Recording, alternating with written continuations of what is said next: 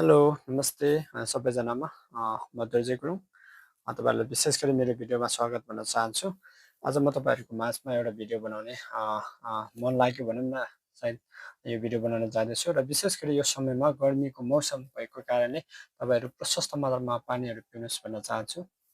यो विभिन्न गर्मीमा आउने विभिन्न रोगहरूबाट तपाईँहरू सुरक्षित हुनुहोला रोग लाग्नेहरूदेखि।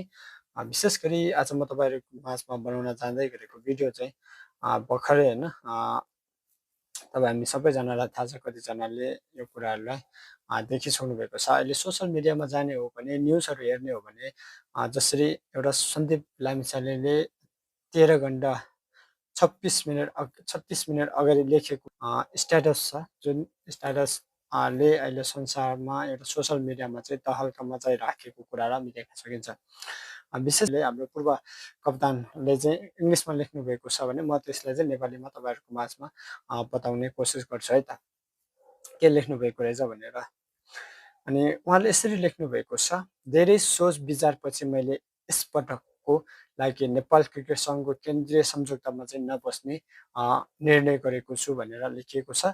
यो क्रिकेट वा मेरो राष्ट्रबाट एक कदम टाढा होइन, यो वा मेरो राष्ट्रबाट एक कदम टाढा होइन, व्यक्तिगत र व्यावसायिक रूपमा विकासको लागि एक कदम हो भन्ने कुरा उल्लेख गरिएको छ।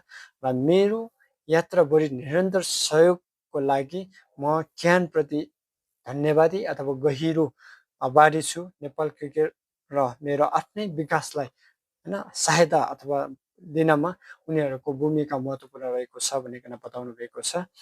भने अनि स्पष्ट हुनुहोस्, म सधैँ जस्तो जोस होइन, सधैँ जस्तै जोस र समर्पणका साथ होइन नेपालको लागि खेल्न जारी राख्नेछु। यो गर्व र जिम्मेवारी सधैँ मेरो हृदयको नजिक रहनेछ। जीवन विकसित हुँदै गइरहेको बाटोहरू र जिम्मेवारीहरूले भरिएको यात्रा हो। अझै धेरै अवशेष गर्न बाँकी छ, धेरै दिन बाँकी छ र धेरै भन्न बाँकी छ। म अगाडिको बाटोको लागि उत्साहित छु। क्रिकेटसँग र त्यसभन्दा बाहिर मेरो देशप्रतिको मेरो वफादारी र खेलप्रतिको मेरो जोस, साथै मैले गर्ने सबै कुराको राखेको छु। एउटा महत्त्वपूर्ण दिएको कुराहरू यहाँ बताउनु भएको छ। कहिलेकाहीँ छनौटहरू अलगबाट होइन, तर उद्देश्य विकासको ठाउँ गरिन्छ होइन, उद्देश्य चाहिँ ठाउँ अथवा विकासको ठाउँबाट गरिन्छ। यात्रा जारी छ, नयाँ ऊर्जा, खुल्ला हृदय साथ सधैँ म विश्वास गर्नुभएकोमा धन्यवाद भनिकन व्यक्त गर्नुभएको छ। विशेष